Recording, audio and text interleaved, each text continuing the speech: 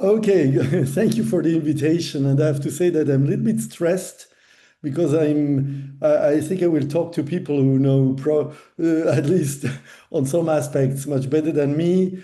So I have put together a few slides. It's more a collection of thoughts than really a homogeneous presentation. So don't hesitate to interrupt me and to correct me if I say something which is not 100% correct.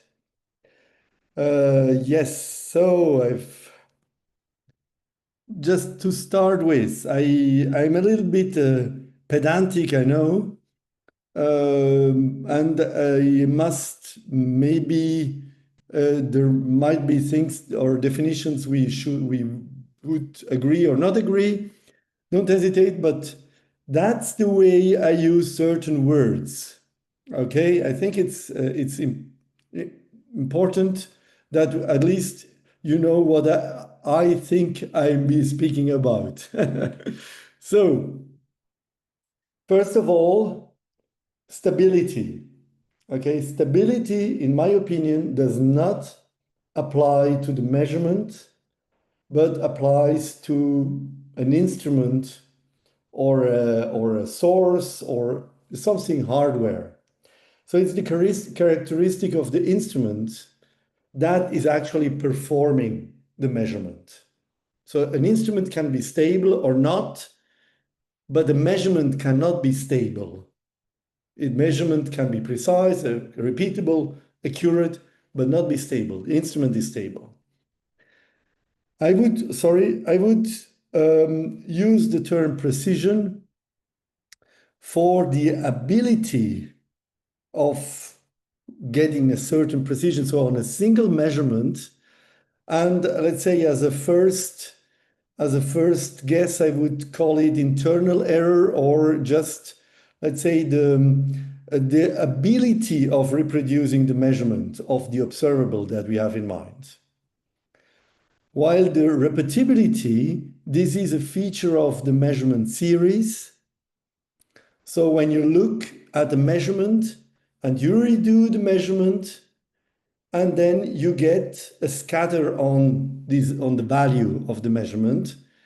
And what you measure is the repeatability of this measurement along a series. And the accuracy is actually the ability of measuring the real value of the observable, so the truth. And that's called the accuracy. Then you can do these pictures with the targets and things like that. I prefer doing it like that, explaining it by words. And the calibration, which I will be talking about, is the process that links actually the instrumental value. You have a ruler or whatever you want. Okay, it's an instrument you use to measure a physical observable, but this instrument has to be calibrated. You have to calibrate the ruler towards a reference, an absolute reference, and that's the calibration process. If somebody does not agree, please don't hesitate to interrupt me. This is also something that I think we have heard in several talks, not only by me. We always try to understand what kind of errors affect the measurements. And I tried here to really decompose in a minimalistic way the errors and the different components. And I think we have four categories. The one is the internal errors, or in that case, the photon noise. So it's just the physical fundamental limit that you can reach. The second is what we call instrumental errors. So this is a problem of the apparatus, the instrument that we use to perform the measurement. And there are several There are many, many possible details, but they affect a measurement. And so we can call them systematic. They can come from calibrations error, whatever. But at the end, it's about the instrument that is not perfect. Then we have spectral contaminants, which is everything that actually does not affect the measurement. In that case, recording a spectrum, the measurement of the spectrum, but which are in the spectrum that we measure. And they are not due to the source itself. So, for example, you can imagine telluric absorption, telluric emission, or maybe nearby objects that contaminate the target we want to measure, and so on.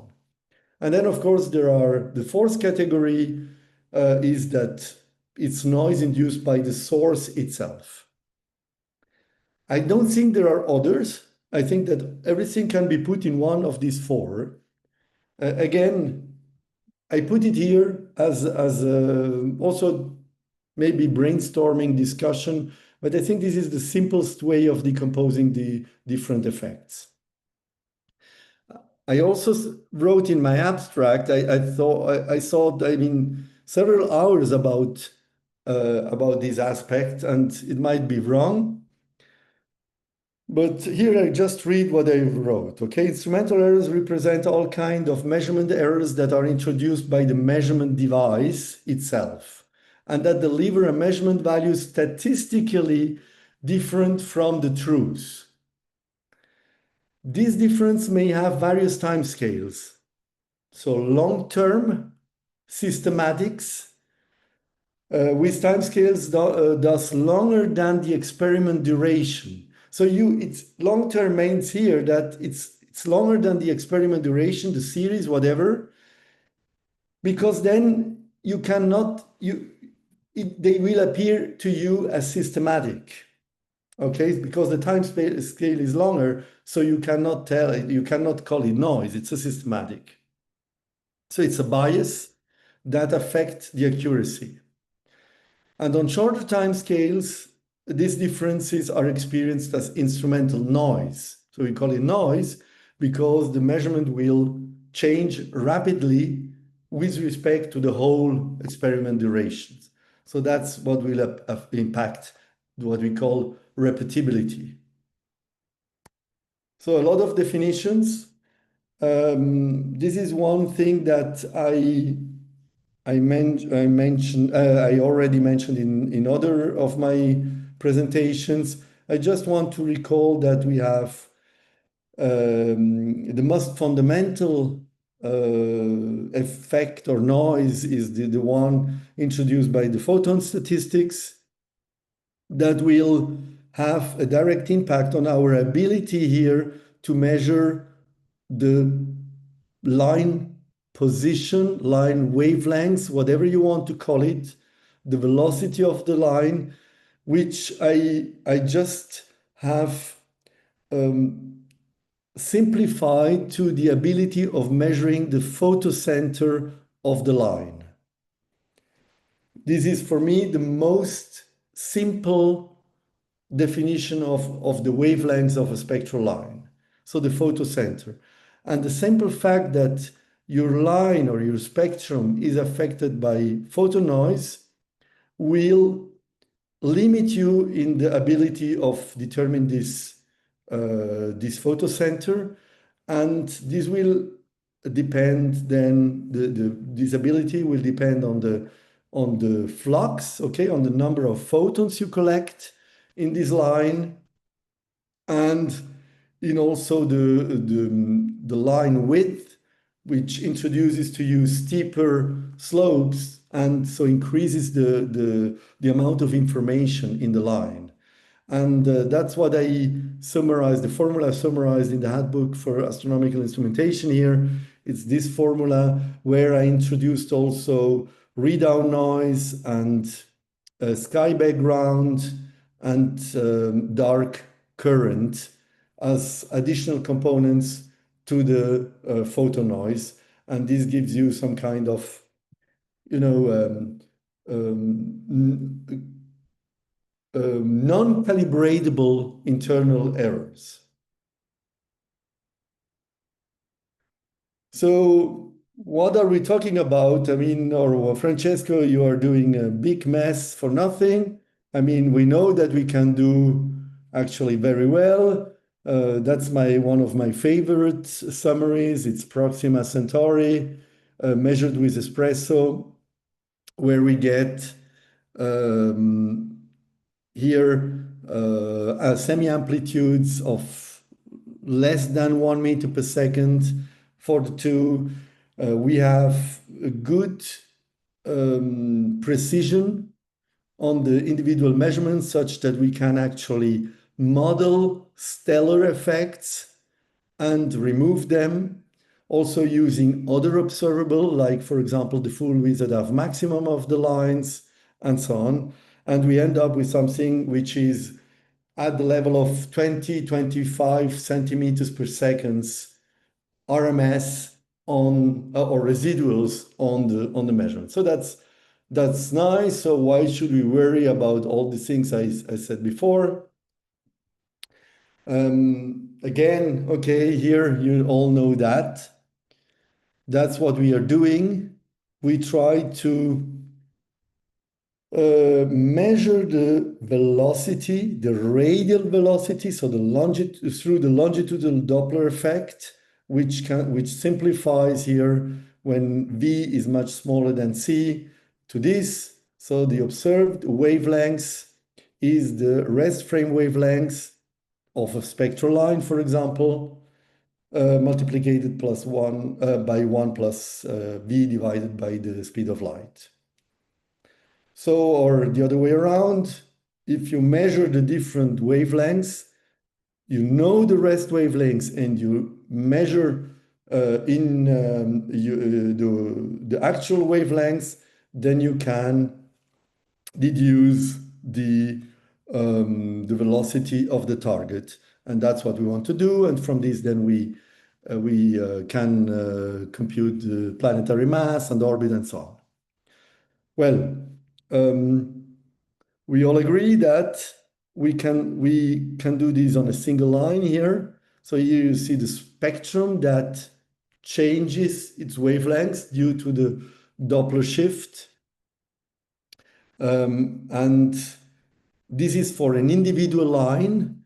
And we can then go for the cross correlation technique where we do exactly the same, but we use the information in many different lines to stellar lines in order to increase our signal to noise, of course, because we will use all the information, but also it helps because if we have local systematic errors on the lines, the calibration of the line, the wavelengths, or the measurement, by using the average over thousands of lines, we will also average these local systematics more or less out.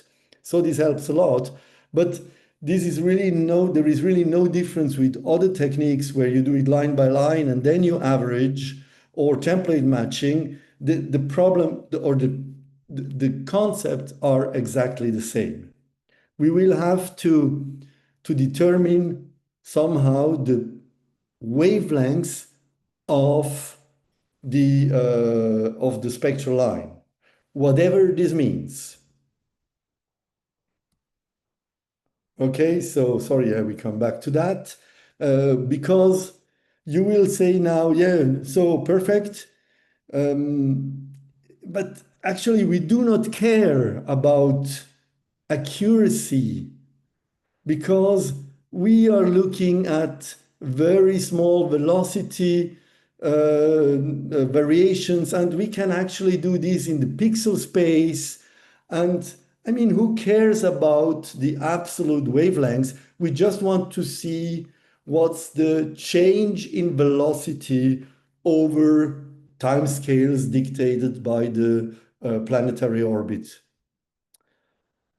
So that's true, okay? But we will see in a moment that still there are there are limitations to that. And just to remind, okay, what is the wavelength actually of a wavelength of a spectral line? How do you define it? I said before, I take the photocenter when it's asymmetric, when it's an asymmetric line because of, yeah, I mean, how the nature of the stellar line itself, it will not be perfectly symmetric. It will be formed at different depths in the atmosphere of the star and so on. So when you start thinking at this, then even the definition of the wavelength of a line is really, of a stellar line is really not very clear. Okay, so just as a reminder, so we said before, yeah, okay, good. We just interested in changes in wavelengths and thus changes in velocities. Sorry, we are interested in changes in velocities and thus only changes in wavelengths.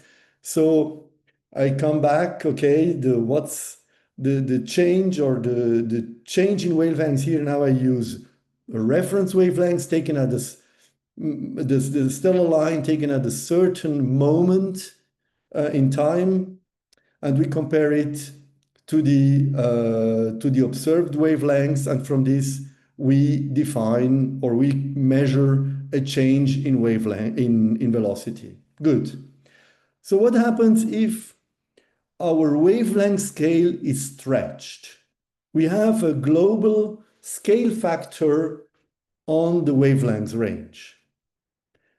Yeah, that's not a problem actually, because if you introduce a scale factor everywhere on the whole wavelength range, then the delta velocity prime you get, the alpha falls out here, and there is no error. You won't do any error. And this is basically also the explanation why, whether you use vacuum wavelengths or other wavelengths to calibrate your spectrum, it actually doesn't matter. It actually doesn't matter as long as it's a scale factor. Okay, so it's the same for everybody. You really do not care about that. It would actually convert into a gamma velocity, so an offset in velocity. Since we are looking into velocity changes, you do not care whether we have a wrong absolute velocity of the target. So what happens if I introduce now a calibration error? Sorry, I say good. We actually do not care about even not about the global scale, because we are looking a very, very small portion of the spectrum. So what happens if, okay, so delta V will then be here, I rewrite that delta lambda as delta x, where delta x is in pixel, times the dispersion, the linear dispersion of the spectrograph. And so we actually we measure x. We do not care about the absolute wavelengths for the moment. We just care about here the scale, the local scale, the local dispersion. So if we do that, then you can measure the error that you get on the velocity. And actually, this time it doesn't completely remove. So we will have, if we have a scale factor, a local slope which is wrong, the dispersion that we have determined in the wrong way, then we will get a velocity error. And if you set 10 centimeters per second accuracy, then this means that your relative scale factor, the dispersion, here the error that you are allowed to get is still 10 to the minus 6, so it's not 0.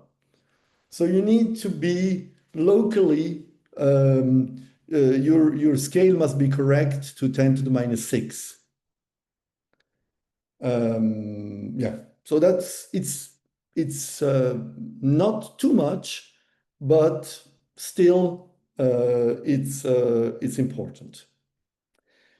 However, if you do a local calibration error and you look at the line, individual line, and you want to measure what happens with an individual line, and you want to measure the velocity change using individual lines, then there the calibration error, so I make here just a local, I introduce locally an error on the observed wavelengths, then we end up at actually the same, so it's a 3 times 10 to the minus 10 delta lambda over lambda, or the error in lambda, which is basically the same 10 to the minus 3 times 10 to the minus 10, which is 10 centimeters compared to the speed of light. Okay, that's what you locally will have, an error, which if we don't have all if it's only local, then we can hope that it averages out over the many wavelengths, spectral lines that you are observing. But if it doesn't average out, then you get this. Then you get this requirement. Okay, so I think that I already said that. Let's go here. You know, probably already, you all know this image. Beautiful spectrum. May I ask you, I don't know whether this is feasible, but don't hesitate. A provocative question. What do you see?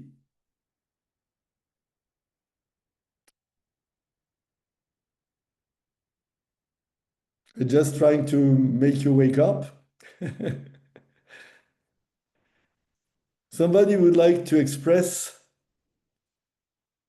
themselves what they see here on this frame, on this picture. You've got people saying FTS spectrum and sodium doublet in the chat. That's what you see or what you interpret. That's what you know, actually. Correct? No, it's not an FTS spectrum. It's a higher spectrum somehow put together, but it's actually not what we see. What we see is colors, lines of colors, of different colors, which are interrupted by some black rectangles. Okay, that's what we see. Then I would be able to say, well, okay, this is actually a CCD image. And yeah, and then what does this CCD image represent? And then you might know or guess that it must be, it must be a spectrum. And if you know something about Echelle spectrograph, then you will say, okay, that's a Echelle spectrum with the different orders and so on. But this is something that you have to know that you do not know. And what you for sure will not know is that on the top right, are the red colors, and the top left, it's the blue colors, because this is not something that you see from the image. This is something that has been overlaid with that. So there was some kind of false color here put on the image to show the wavelength scale. But the CCD doesn't provide you this information.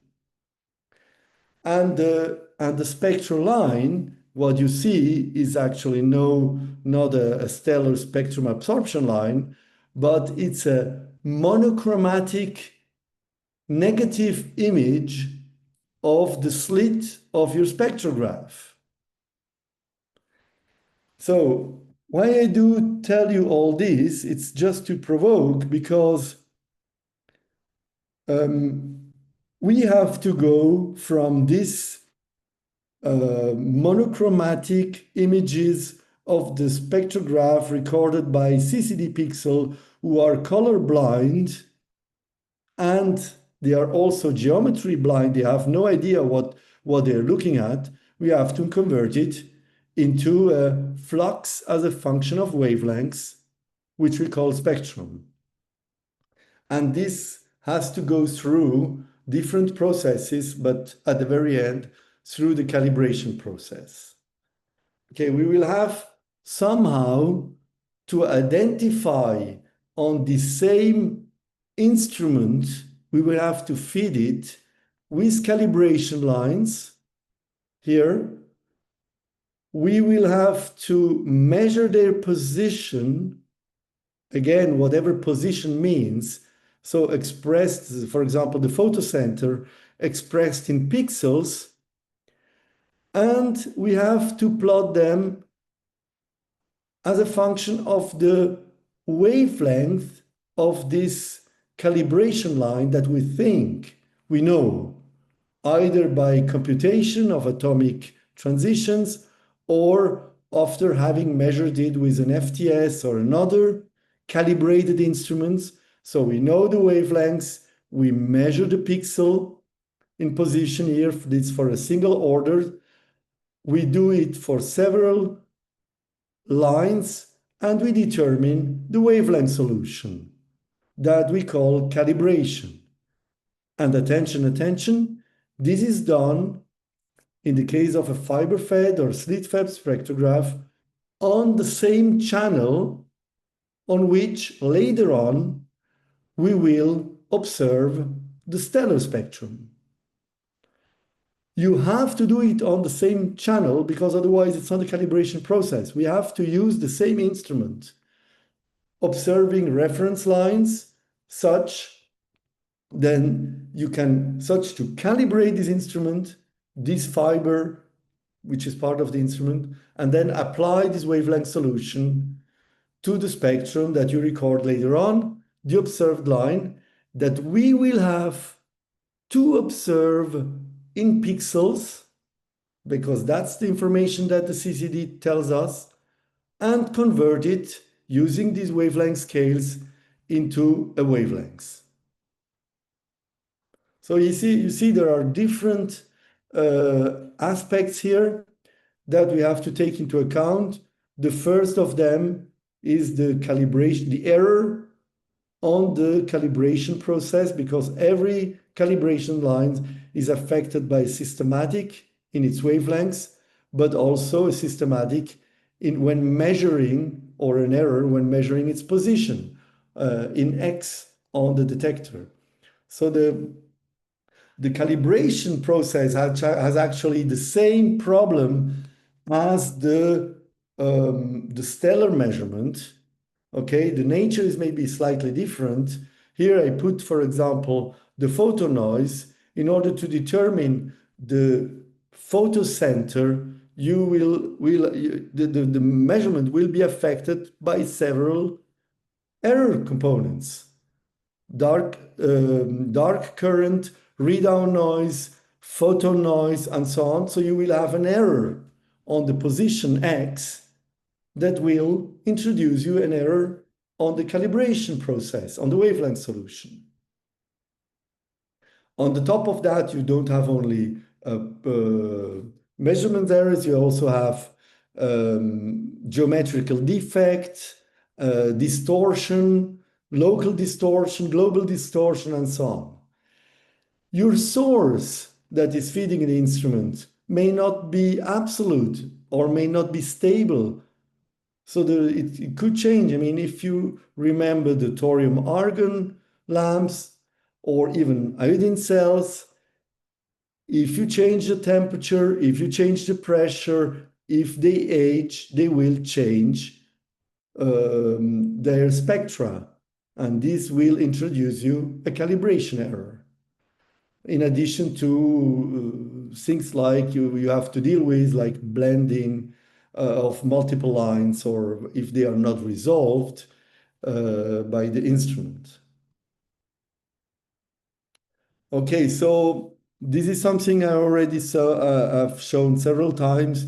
This sets requirements to your calibration source, and you will need to specify a calibration source that has these characteristics. If the calibration source doesn't have all these characteristics, you will introduce additional errors through the calibration process into the scientific observation. And here again, people are sometimes doubting about why we need laser frequency comb. I fully understand these doubts because we are not yet 100% there, and these laser frequency combs are expensive compared to, for example, a hollow cathode lamp. But still, I think that we will have sooner or later to go there, because even a combination of Fabry-Perot with a hollow cathode lamp will not solve many of the problems like aging of the lamps or resolved calibration lines and things like that. That's one reason here that makes everything more complicated, and which really sets requirements to the calibration process. Because until now, we only looked into mainly precision and repeatability of the measurement, but we didn't look into these absolute wavelengths, and here it comes in, the accuracy. What I'm showing here, probably some of you have already seen that, are radial-velocity measurements here of tau Ceti over 20 years with HARPS. What you see here is the moment when we changed the fibers. We went from circular fibers to octagonal fibers. What you also had to do is refocus the spectrograph. And we optimized the focus because the focus was changing. If you look here, this is the full Wisodov maximum measured on tau Ceti. And you see here, there was a problem. The focus was changing as a function of time. It was basically an instability in the camera lens, which introduced this change. So when we refocused the spectrograph, we also removed some compensation bars which were only producing problems, and we stabilized the full Wisodov maximum. But, and I come directly to the end, we also changed the PSF. That's the conclusion, okay? We didn't know what we had done. What we measured here is that we looked at several stars. We measured the radial velocity after calibration, okay? So we went through the calibration process, after calibration, and before calibration. And the difference here, that's the offset, okay, between the before and after the change in the instrument. And we get an offset which, in addition, does depend on the star. And after looking a little bit into the detail, it's not really the spectral type, which is the relevant parameter here. It's more the line width, the full Wisodov maximum. And we remark that the narrower the full Wisodov maximum of the CCF full Wisodov maximum, so the narrower the line, the smaller the offset.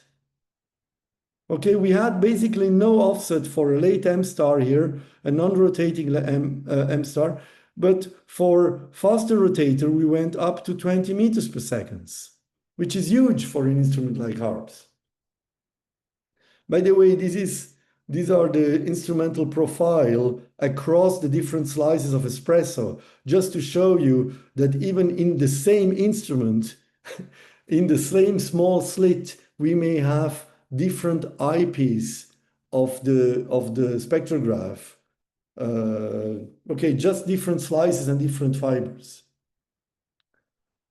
So what happened here is that we thought again through what we were doing, and we actually remarked that, okay, I forgot about the slope, forget about the slope here. I just look into the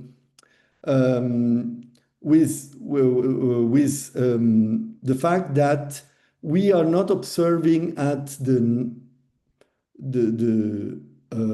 natural spectrum, but we are looking at the spectrum convolved with a PSF, or sorry, an IP, or a line spread function, whatever you want to call it.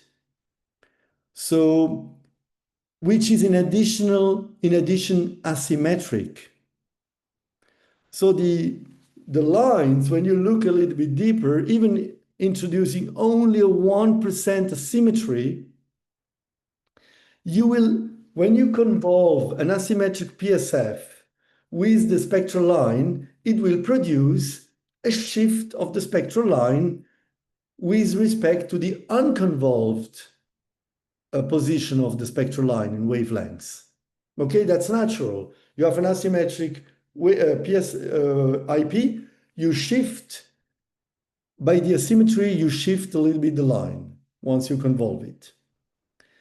And so here that's for an absorption line and for an emission line. If you introduce a certain PSF and of certain width and a certain asymmetry, so the broader the PSF, the bigger then the shift will be. And it's about the same for an emission and an absorption line. So the problem is that the thorium line that we used, or that we use to calibrate, are much narrower. So when you convolve a narrow line with the PSF, it will have a certain impact. If you convolve a wider line with the same PSF, asymmetric PSF, it will reduce the offset that you measure, or it will actually average. Okay, the PSF is wider, and no, sorry, the line you observe is much wider compared to the PSF. So when you convolve the two, the shift will be less. So once, counterintuitively, if you take you calibrate with a narrow line and you observe a star with narrow lines, they will suffer the same effect. So they will suffer a bigger effect due to this asymmetry, but it will be the same. While if you calibrate with a narrow line and you then compare to this new wavelength solution a star with broader lines, then you will have an offset because the effect is not the same. And this explains what you are observing here on tau Ceti, okay, about 15 meters per second for tau Ceti, an offset. And this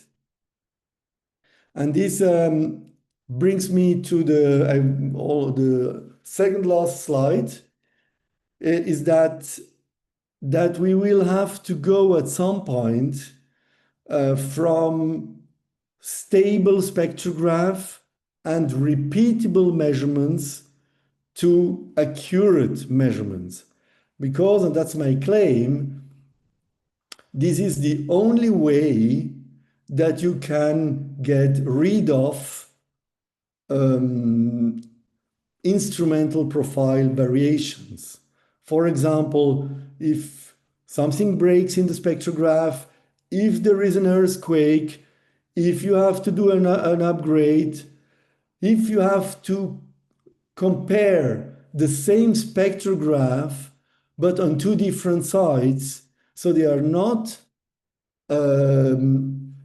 focused at exactly the same position, so the optics are not exactly the same by manufacturing, so you will have different values of the velocity, and in order to put them on the same scale, you would need actually an absolute calibration. You would have to go to accurate measurements such to be able to combine this radial velocity. So my claim is that we will have to move, if we want to search for Earth, really Earth-like targets, over years of observations using different spectrographs. And if we are going for measurements of the expansion of the universe or fundamental constants, things like that, it's even more extreme. You will have to go to absolute measurements. This will require enough photons. Even in the calibration process, you will need absolute and, let's say, ideal wavelength reference sources. Of course, a stable instrument always helps because you will remove all zero order effect.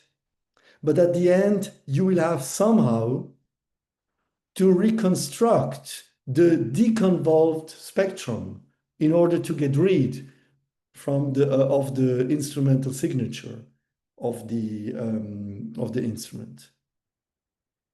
I forgot this one. Yes, this one. It's a paper. These are papers by Michael Cretini showing the many residual instrumental effects that then impact the measurement and also the wavelengths calibration. There have been on different spectrographs, so we were not the first. Sorry, I didn't put here the reference. So I think it was on UID or we remarked, or it was remarked, that Fabry-Perot has chromatic variations of the lines, the line positions. So this can be coped with easily because we don't use the Fabry-Perot as an absolute, but just as a local calibrator. We have to anchor it to other sources like the LFC or hollow cathode lamp, but still this is a problem. And then these are tests made by Tobias Schmidt with the laser frequency comb and the Fabry-Perot calibration. So we basically calibrate espresso either using the laser frequency comb or using the Fabry-Perot. And here we see that there are huge effects here. And in addition, there are systematics, okay, between the two. You do not get the same velocity or wavelengths in absolute terms if you use the one or the others. Here you are at 0, and here you get at plus 10 meters per second, one respect to the other, and on the other side up down to 15 meters per second locally. So and once you correct or deconvolve somehow the spectrum, then you can reduce here this systematics to a much lower level. It's still not perfect, but it's much better than if you do not correct for the instrumental profile. So sooner or later we will have to go there and do some kind of deconvolution, whatever it means, in order to get rid of these instrumental profile variations. And that's a little bit my takeaway messages here. I think I have the 45 minutes. I leave them here. I think these are just very generic remarks, which are not specifically related to wavelength calibration, but I wanted to recall that radial-velocity and high fidelity spectroscopy remains really important for exoplanets. And we are not yet fully done with the instrument and with the instrument calibration. And I thank you for your attention. Okay. Thank you, Francesco, for an excellent talk. Yeah, feel free to use the clapping hands emoji to show some appreciation. We'll open it up for questions, so please feel free to use the raise hand feature on Zoom, which should pop you to the top of the participants list, and I'll call on you. As people ponder for a moment, I will kick things off with a question. So your note in that summary list, Francesco, of we are photon starved for the moment. I know in the community, people have been leaning towards the idea that, smaller telescopes and maybe more of them is one approach to achieving higher cadence and more consistent coverage for big EPRV surveys. Do you have an opinion on what the ideal telescope size or like range of telescope sizes is for doing this type of work, pushing to looking for Earth analogs? Yes, yes. I mean, I don't think there is one single answer to that. If we are not photon starved, but if we are not funding starved, then probably you would go for different size of telescopes because it's for sure you can't do an espresso-like or a harps-like or Newid or Marinex or a KPF or Express, whatever you want. So sorry to forget somebody. You can't do that if you don't have enough observing time. Yep. So the problem with big telescopes is that they are expensive, and you will have then some fight to get the observing time.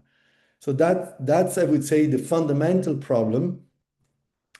I do not think that we can save too much money going to smaller telescopes and with more spectrographs.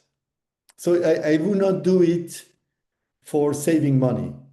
I think there are other aspects because if you look into my formula, at some point you are not only photon starved, you are also detector noise and dark current and things like that, and then calibration noise and so on.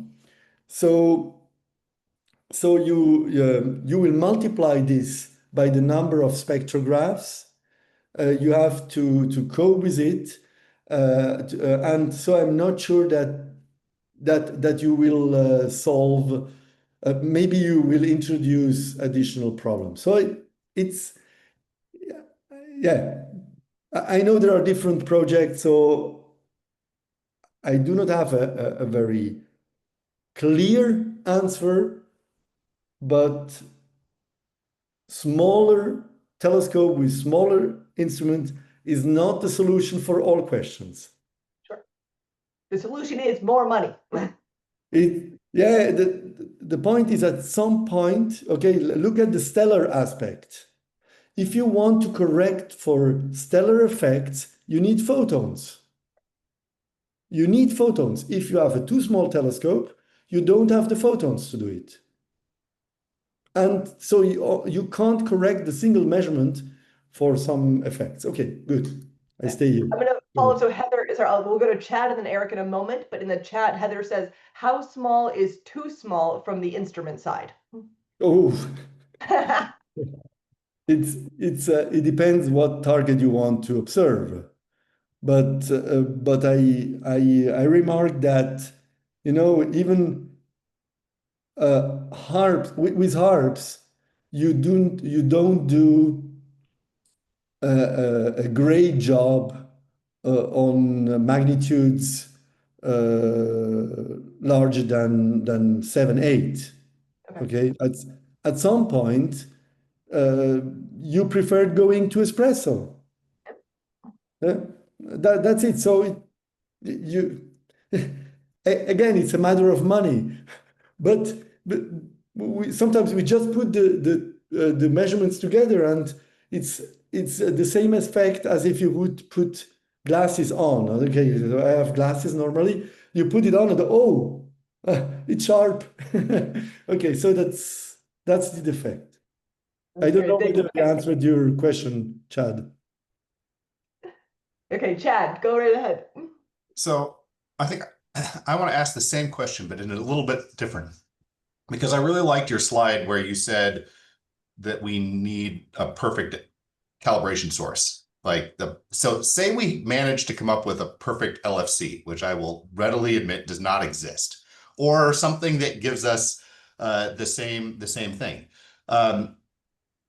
How much do you think then we can relax the stability requirements on the instruments? Because for the last decade or so, we've been building very, very stable instruments, and they've gotten very, very expensive. And I think most of the expense is because of the stability requirements we've placed on them. So if we have a better calibration source, do you think we can get away with less stable instruments, which means we can have more instruments? I hope I will not offend anybody here, so sorry for, but uh, is Chris Tinney here? No.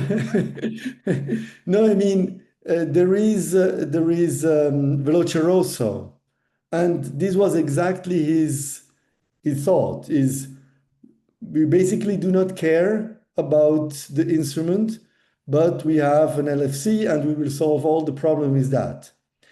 So my short answer is an LFC is a necessary condition, but not a sufficient condition. If between the calibration process, whenever it takes place, and the measurement, the instrument is moving, then you can have the best calibration source you want. It doesn't help you. Yeah, I agree with that. Yeah, I have hope for improved LFCs and better calibration schemes. But yeah. Okay. Okay, Eric, go right ahead. You mentioned the potential for deconvolving spectra to get some pre-instrument one. Deconvolutions always present their own challenges. Is there a reason you think that's a necessary thing as opposed to, say, measuring the state of the LSF each time and measuring a velocity that's a function both of the spectra you observe and also the current state of the LSF when that observation was taken in a way that doesn't require an inverse problem, which is much more sensitive to photon noise. Yeah, yes, I agree with you. That's why I was saying some kind of deconvolution, because I know deconvolution is really a very bad word, and it's a yeah, it's a degenerated problem, and so on and so on. There are other, you can do some modeling, that's the other way around, okay? Because at the end, it's either this way or this way. And so my answer would be that maybe at the end we have to be realistic and to go for the solution you propose or something similar. I'm a fan of enthusiastic fan of conceptually clean concepts which are clean, and then we start from there and we try to make it practical.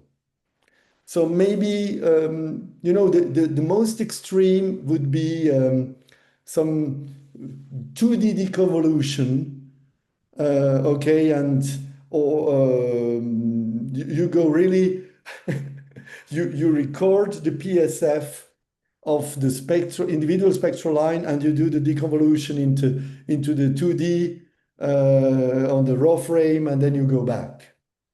The other extreme approach is the full forward modeling, the spectral perfectionism. Okay, so you do full forward model. I think that none of them is feasible. So the truth is somewhere in between. And it will be probably a mixture of all that. Okay, Andreas, go right ahead. Thanks, Francesco. Great. One aspect that you haven't talked about much is the coupling of light into the spectrograph. So the coupling system clearly is part of your instrument.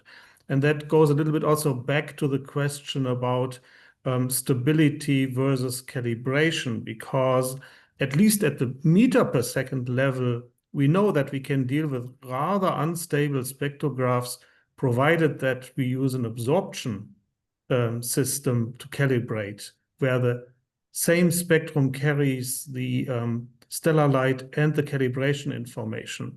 So a question in that context is, do you have a feeling or numbers for how or what fraction of the error budget in at the state-of-the-art instruments comes from imperfections in the light feeding system rather than the spectrograph itself? And are there also improvements that are needed in that part to reach down to the sub 10 centimeter per second level? So I know that not everybody would agree with that, but I think that with, at least in the visible, we have demonstrated, and even in the infrared now, we have demonstrated with espresso, and other instruments have demonstrated it, that having a fiber feed which is reasonably scrambling, and here we adopted the 2 octagonal fibers with a double scramble, okay? To the level of 10 centimeters per second, I would claim it works, because otherwise we would never have been able to reach these 26 centimeters per second RMS, all included on Proxima Centauri. Okay, so I would say to this level, it works in the visible. In the infrared, the level is probably a little bit higher because of modal noise. Modal noise is not removed with the double scrambler and static systems. So there are other effects, and we will have to cope with that.